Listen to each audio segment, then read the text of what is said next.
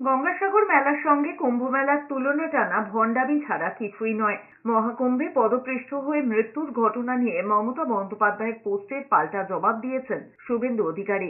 রাজ্যের বিরোধী দলনেতা লিখেছেন, পোস্টের প্রথমেই মুখ্যমন্ত্রীর শোকবার্তার পর মনে হয়েছিল তিনি সত্যিই শোকাহত, কিন্তু গঙ্গাসাগর মেলার সঙ্গে কুম্ভ মেলার তুলনায় ভণ্ডামি প্রকাশ্যে এসেছে। মহাকুম্ভে মানুষের ঢল নামবে, এটা স্বাভাবিক ছিল। তারপর এমন বিপর্যয় হলে তার দায় তো যোগী আদিত্যনাথকে নিতেই হবে। এত কিছু ব্যবস্থাপনার পরে যোগী সেখানে স্লোগান দিচ্ছে আস্থার পাশাপাশি অর্থ ব্যবস্থা। তাহলে কি অর্থ ব্যবস্থার দিকে বেশি নজর ছিল? আস্থাবানদের ভালো মন্দের দিকে নজর কি কম ছিল?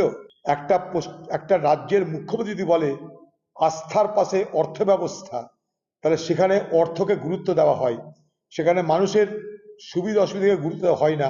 তাই আজকে এত বড় বিপর্যয় হয়েছিল মনে করি।